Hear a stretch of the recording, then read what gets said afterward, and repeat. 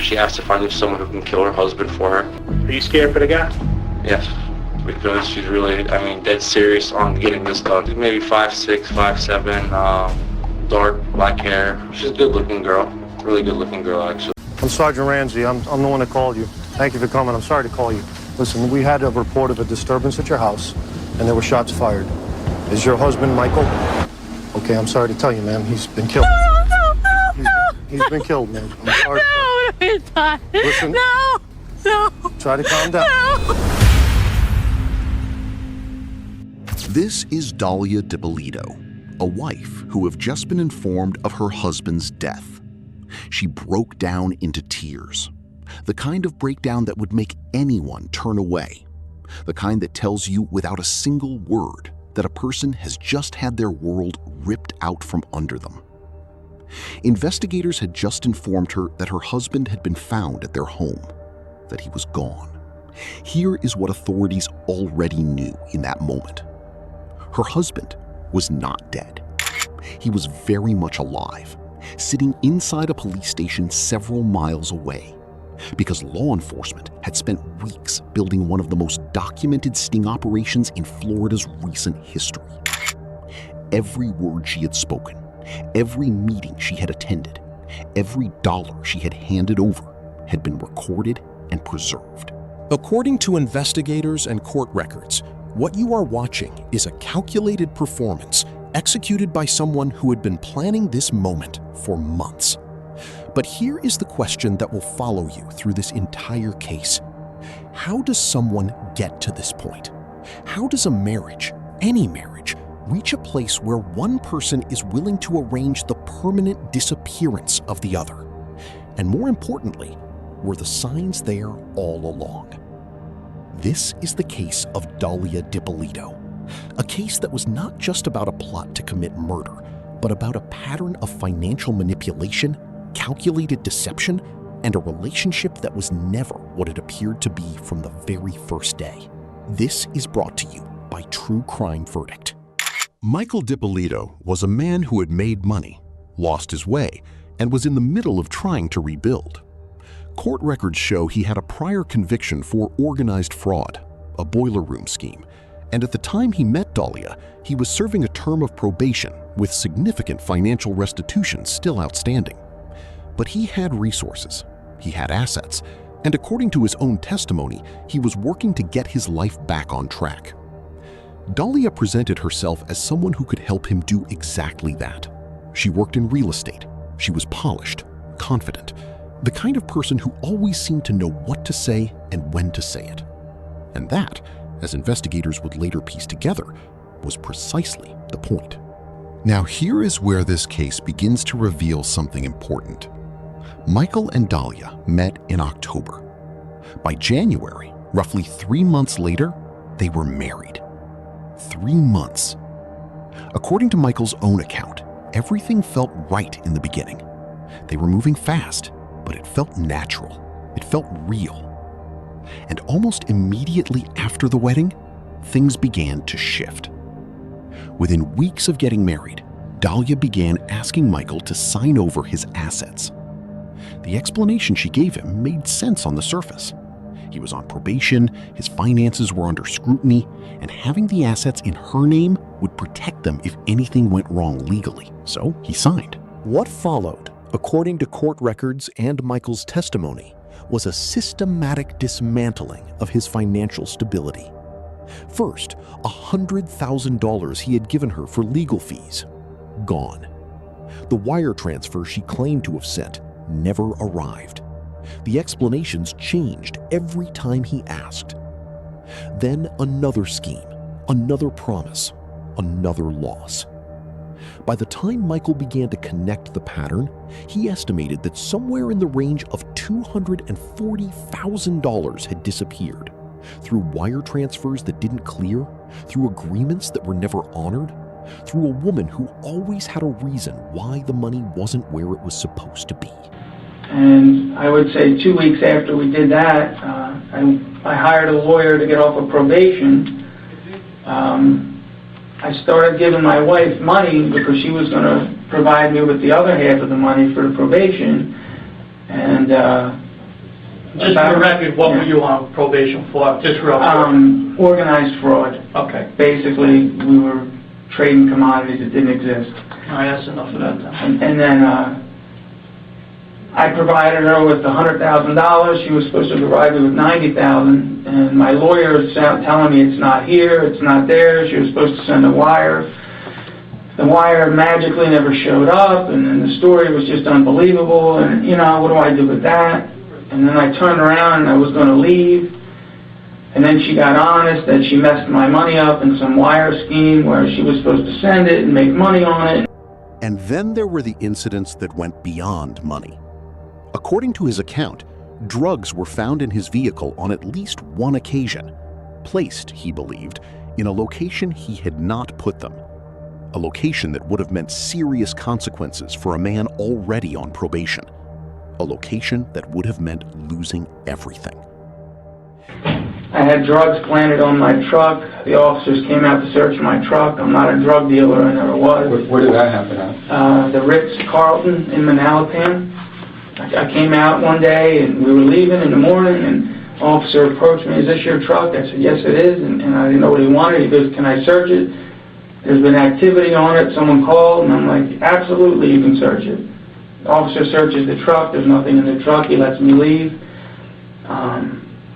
I figured someone called, but nobody knew we were there. It's an unexplainable thing. Were any drugs found? The next day I went to get gasoline in the truck. There was drugs in my gas cap. So luckily, you had no knowledge of that? No. I mean, thank God, I let the officer search the truck. There's nothing in the truck. Thank God he didn't find them, because, that would have been a disaster. Point being, though, it was unexplainable. Nobody knew we were there. Nobody knew we were there. So who do you suspect it planted it? A hunch. A hunch was my wife. He told investigators he had never experienced this kind of disruption in his life before Dalia. Police contact, unexplained incidents, financial losses he could not account for. He said, and I'm paraphrasing his own words here, "I haven't had this many things go wrong since the day I met this woman." That sentence right there, that is worth sitting with. Because when someone tells you that the chaos in their life started the moment a specific person entered it, that is not a coincidence. That is a pattern. And patterns, as we will see in this case, are always there before the danger becomes visible. So the question we need to ask going forward is this: at what point did a financial scheme become something far more permanent?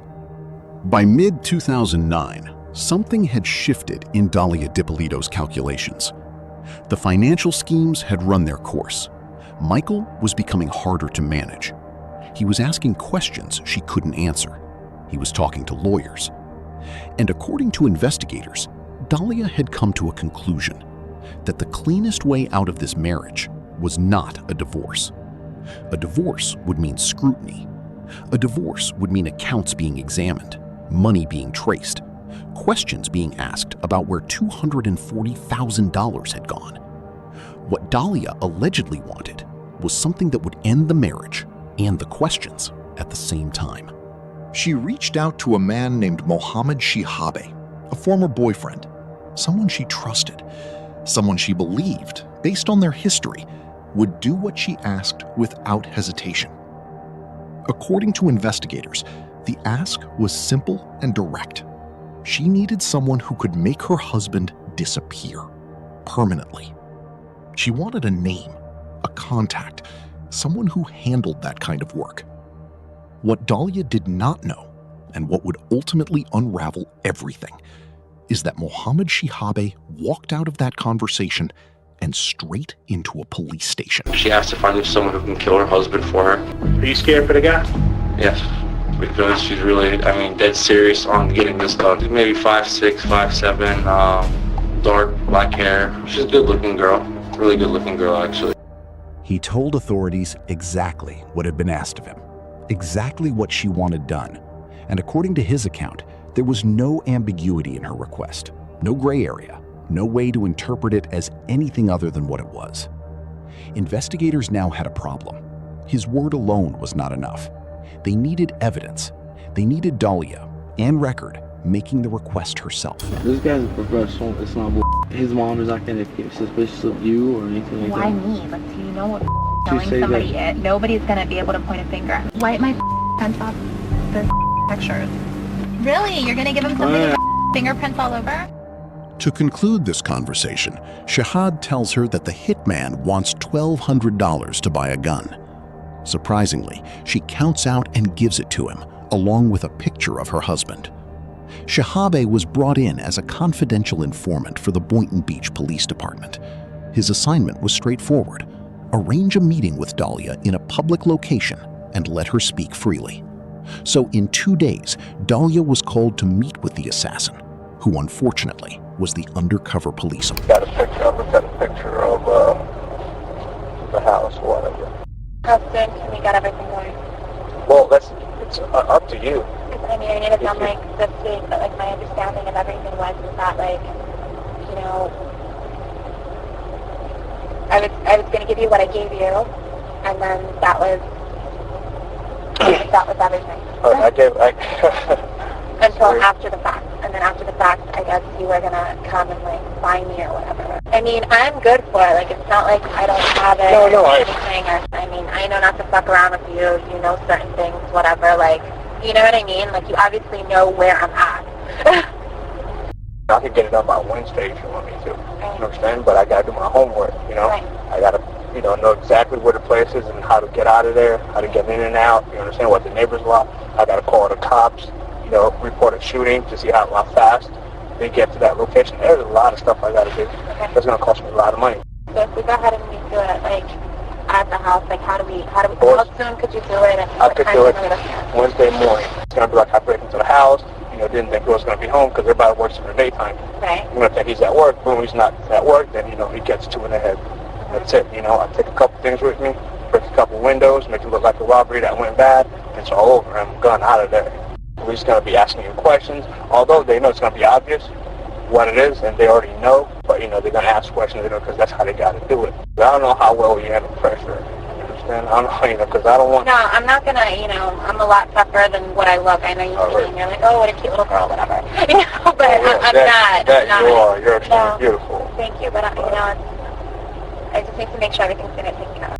Between now and when it's done, you're not going to have an option to change your mind. Even if you change your mind, I'm talking to him. There's no changing, there's no, like, I'm determined already. I'm positive, like, 5,000% sure, like, around 6:30, 7 o'clock, he always walks the dog in the morning. Okay. He walks the dog across, like, over where the lake is, and our door is always unlocked. I'll be in the house by 6:30 Wednesday morning. 6 o'clock, you can get in. All right. Okay. All right. Thank you so much, and I guess... You'll hear from me. I'll hear from you. All right. All right. Thanks a lot. Okay. Bye. In their 23-minute conversation, they agreed on a payment of $7,000 for the murder. To plan out the perfect sting operation, they now needed to bring in her husband, Michael, into the plan and explain to him what was going on. They already know why we're here. Yeah. Reference this whole incident that's happened, an investigation where your wife hired somebody to kill you. Yeah. And pretty much we're on a fast-track relationship, getting along great, everything's great, and as soon as we moved out of Boca in January, and I purchased a home in Boynton, and I would say 2 weeks after we did that, I hired a lawyer to get off of probation. I started giving my wife money because she was going to provide me with the other half of the money for the probation. And just for the record, what were you on probation for? Just real quick. Organized fraud. Okay. Basically, we were trading commodities that didn't exist. All right, that's enough of that then. And then I provided her with $100,000. She was supposed to provide me with $90,000, and my lawyer is telling me it's not here, it's not there. She was supposed to send a wire. The wire magically never showed up, and then the story was just unbelievable. And what do I do with that? And then I turned around and I was going to leave, and then she got honest that she messed my money up in some wire scheme where she was supposed to send it and make money on it. And so how long did you date before you actually got married? We dated From October to January. Okay. So however long that would be exactly, 2-3 months, 3 Right. months. So that's pretty quick. So you get married, and then how long after you get married do you start, or do you ever feel that something's not right with her? About a month and a half. Right away? The money starts disappearing. I had drugs planted on my truck. The officers came out to search my truck. I'm not a drug dealer, I never was. Where did that happen at? The Ritz-Carlton in Manalapan. I came out one day, and we were leaving in the morning, and an officer approached me, "Is this your truck?" I said, "Yes, it is," and I didn't know what he wanted. He goes, "Can I search it? There's been activity on it. Someone called," and I'm like, "Absolutely, you can search it." The officer searches the truck. There's nothing in the truck. He lets me leave. I figured someone called, but nobody knew we were there. It's an unexplainable thing. Were any drugs found? The next day, I went to get gasoline in the truck. There was drugs in my gas cap. So luckily, You had no knowledge of that? no. I mean, thank God, you know, I let the officer search the truck. There's nothing in the truck. Thank God he didn't find them, because, you know, that would have been a disaster. Point being, though, it was unexplainable. Nobody knew we were there. Nobody knew we were there. So who do you suspect that planted it? A hunch. A hunch was my wife. Okay. And I played it through my head 1,000 ways. I thought, could it be? I'm laughing. I even thought maybe it wasn't me who put it there, you know, and didn't remember. But I don't, you know, the point is, nobody knew we were there. Nobody had access to my vehicle except my So wife. what would her motivation be for doing that? You're on probation at the time. At that point, yes. And at that point, she already had stolen $100 and some thousand from me. And so now I'm out $100,000, and she got me involved in another scheme to where I lost another 90 or another 100,000 trying to, you know, I lost $240,000 with this girl. It's unexplainable money. I haven't had this many incidents go wrong in my life, and you know what I mean, in my life, and that I've had since I met this girl. Like, you know, I haven't had my truck searched 2-3 times, you know, I don't do that kind of shit, you know, so all of this is very out of character for me. My life is, since I met Dalia and since we've been married, the dynamics of my daily life have changed drastically. Like, I don't have police interaction anymore. I don't, you know, and I've seen the police more than like 10 times probably since I've been with her, over stuff that's unexplainable and sounds crazy to people. I don't tell people my business anymore because they think I'm crazy. Let me ask you one question here that's kind of puzzling, or that we would like answered if we can. What's her motivation for having you killed? I mean, like, why not just get divorced? Or did she ever mention divorce or separation?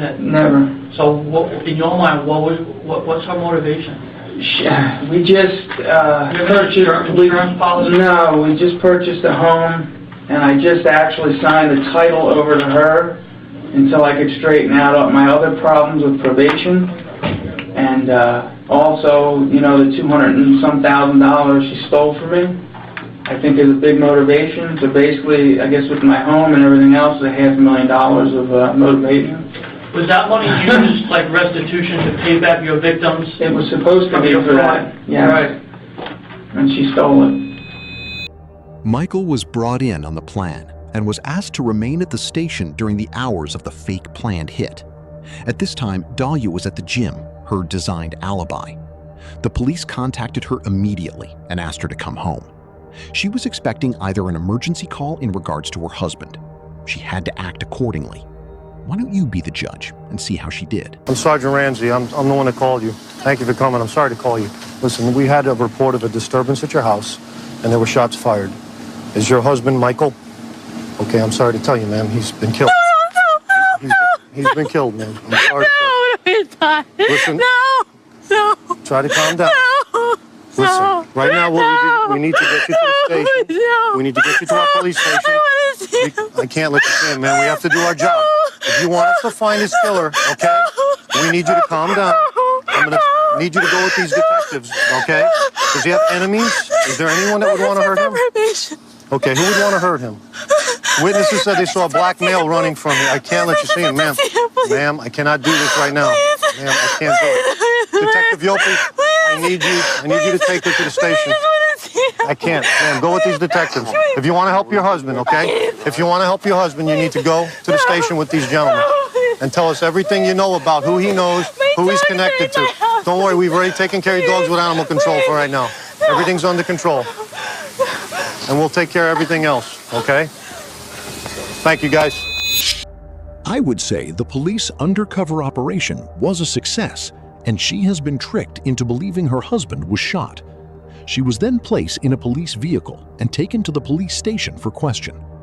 Here is where everything fell apart. Protocol that we have to do with this, with your wife. We got to advise you of your rights, so you know, okay?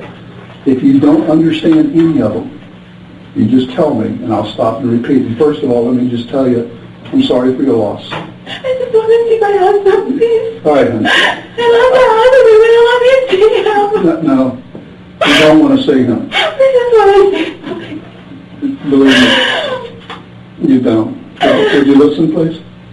I'm required to warn you before you make any statement that you have the following constitutional rights. This is something, because we're going to videotape, that I need you to sign also. It gives us the right to videotape it. You want to read that? I don't want to be videotaped. Well, you're being videotaped. That's all part of it. From absolute breakdown to proper awareness of not wanting to be videotaped. Why would she insist on not being videoed if she was innocent? Whose number is this? That's your home number. Oh. We got that from our reports that have been filed here. And then I'll tell you what's going on here. Listen, is there anybody that you know that you think would want to kill your husband? My husband's on probation. For what? He's for stock fraud. Stock fraud? How long have you been on probation? Probation or parole? Did you spend any time in prison? How much? Do you know? 2 years in prison and 5 years on probation, going on to 6 years. Oh my God. And what was that for?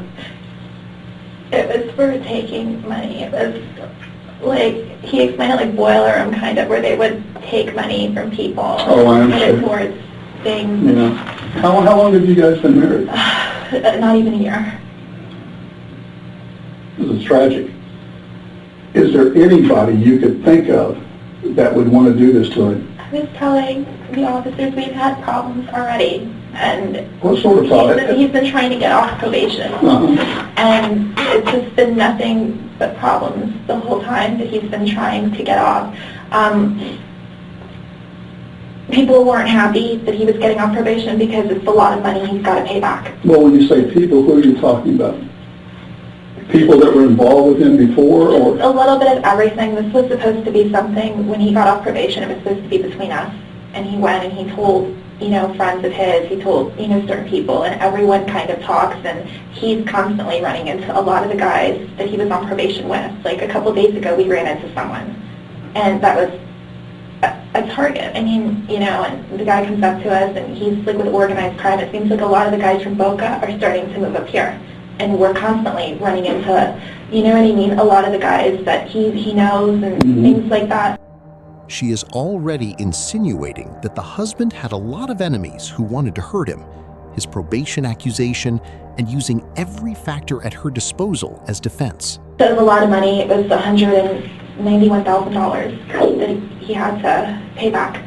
So we were going to go ahead, and he had the money to pay off the probation and everything like that. And then I guess somehow when he went away, some guys didn't go away. They left the country. You mean went away? You went to prison? Right. Okay. They left the country. And so somehow he was dealing with some of those guys because they thought that he owed them, and I don't know, something with that he was taking care of.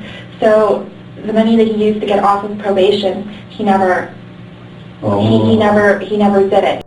But over at the other interrogation room, Michael had another version of this $199,000. Listen and compare. And the money, actually, you want to laugh, I hired a really good lawyer, and we're at the lawyer's office, and this guy threw me out of his office because he's so disgusted, and he's actually, I guess, a witness in this because he sat with this. We were at the desk, and she had the check for $191,000. It was a cashier's check. She wouldn't hand it to my lawyer. And my lawyer's looking at me, and she's coming up with some cockamamie story, you know, she wants her money first.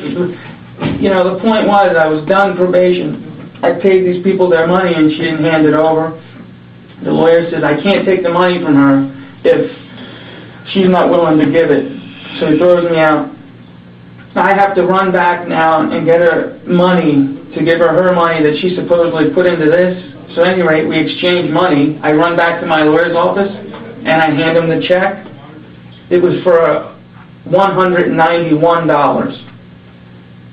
So the check magically changed from $191,000 to $191. My lawyer was a witness to this, and he chased me down the hall and basically threw me out of his office. He was disgusted because he also warned me something's wrong here. And so he fired me. So That's another sign, huh? yeah, I mean, so he's a witness to that. Like, he saw the whole thing go down. He saw the real check. He saw the bad check. You know. With that clarification, let's get back to Dalia. Now, do you know any of these people, their names or anything like that, or where they may live, so that we may be able to follow it up? We're not going to implicate you. The guys that left, I don't know. Yeah, you don't know them? I don't know them. You've never met them? No, I mean, I know the guy that we ran into a couple days ago. I know certain names, you know what I mean, and I know certain families, they were on the news, like the guys that all just went away. I forget what family. See, Brian and I in the squad, I only work major crimes. We only work murders, or homicides, and very serious assaults, and kidnappings, and police shootings, and things like that. We only specialize in that. We don't work anything else. So I wouldn't know about the theft of money that he may have been involved in or anything else. So I'm asking, if you know any names, then we can run these guys down and see what they know. Well, those group of guys, they all went away, but he's saying one of them, I guess somehow he had a problem. I don't know what problem he had. It was before we met. He ran into one of these guys, and the guy, he thought he owed him something or something happened, but they went away. I don't know if the one guy that I'm telling you about, Pasquale, if he also went away or if he didn't. But this just happened like a month and a half ago. They all got arrested again, the same, the stock fraud stuff again. Is that his first name, Pasquale, or last? I don't know. Is it Pasquale or Pasquale? Pasquale. Okay. His death. I don't know if you know, he was shot. He was shot twice. And I want you to know all this. Do you know this? Did they tell you out there? Not exactly. I mean, they told me he was shot. When I was at the gym, I got a phone call. I didn't hear my phone ring, and I called back, and they told me just to please come, that something happened at my house. Yeah. Evidently, your husband answered the door, and they took him back upstairs. And in your bedroom... We have cameras, though. Why would he answer the door?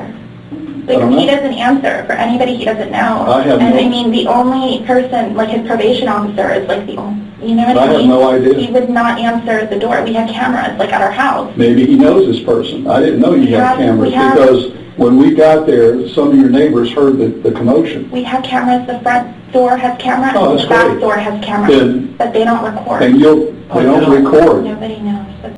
The detectives gave enough time for Dalia to come clean, but she never made good use of the opportunity. So they shifted to facing her with the reality of the situation, the planned operation, and evidence. Now, you know that I've advised you of your rights, right? Yes, you have. Okay. The game's over with. Okay? There's no more games with you and I. Now we're going to get down to serious business. I want to know if you know this guy. Come here. Bring this guy in here. Get over here. Get over here. You know who this guy is? No. You've never seen him before? I've never seen him before. Ever. Do you know her? Put your head up and look at her. Put your head up. I've never seen him.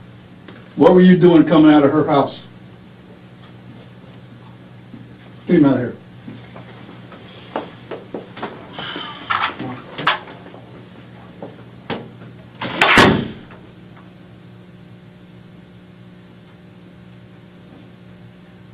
You're going to jail today for solicitation of murder. You're under arrest.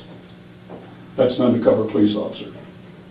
We filmed everything that you did, recorded everything that you did.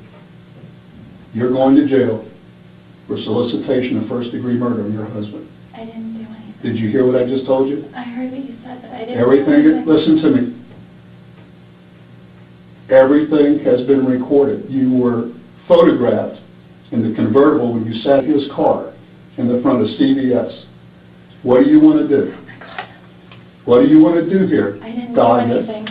Listen to me. I didn't do anything. You're going to I didn't jail. do anything, please. I didn't do anything. Don't tell me you didn't do anything. I didn't do anything. You're going to jail today. As soon as I'm done, they're going to come in here and handcuff you and take you to the Palm Beach County Jail, book you for solicitation of first-degree murder on your husband. Your husband is well and alive. Thank God. Oh, yeah, thank God. Please? Can I see him? No, he doesn't want to see you. I so wanted to see him. He doesn't want to see you. Please. You better quit your playing. Listen to me. I want you to quit your acting and get this over with. I'm not. Yes, you are. Okay. You know what? You need a real good attorney. You need a real good attorney because we're going to show them the film where you say you're 5,000% sure you want him dead. You think I made that up? You think I made that up? It's exactly what's going to happen. I'm talking with you. When I leave this room, no other officer will ever talk to you again. Next time we see you is when you're in trial. Now, you can make it right here, or you're going to trial, and you're going to do life in prison. You want to cooperate with us, whatever you want to do. It's over and done once I walk out. I'm not coming back in to talk to you. And no one else is either. What do you want to do before I leave here? Because the next officer comes here, going to handcuff you and take you to the I'd jail. like to see my husband, please. No, he doesn't want to see you. He doesn't want to see you. I'm leaving now. Can I have an officer come in here and cuff the person? I don't know what's going on, please. We'll go ahead and arrest her for solicitation of first-degree murder. I don't see what's happening, please. Can you stand up? Stand up, please. Oh my God. He's alive. Come here, please. Come here. Mike, come here. Come here, please. Come here. Can't fix it. Why not? I didn't do anything I to heard you. you. Mike, come here, please. Come here. Okay, thank you. We'll take her back to booking, please. On that day, Dalia was charged with solicitation of first-degree murder. At the time, the case wasn't popular, but at the same time, the infamous TV show Cops was filming in the area where the police force's sting operation began. During her trial, Dalia's defense lawyer argued that she had been deceived into signing the cops' release form and asserted that her husband, Michael, had orchestrated the scheme to be featured on the show. Despite these defense strategies, both attempts proved unsuccessful, leading to Dalia's conviction in 2017 and subsequent sentencing to a 20-year prison term. If she had gone with her plans, she would have served life for doing so. But it was because of this hero, the ex-husband, Mohammed Shiade, who was trusted by Dalia for this dangerous task. And instead of helping her, he went right to the police. Let me know your thoughts on this one. And remember, if you're new here, like, share, and subscribe to this channel, as every case we cover has a lesson buried inside it. And some lessons are worth your full attention. Thank you for stopping by. This is brought to you by True Crime Verdict.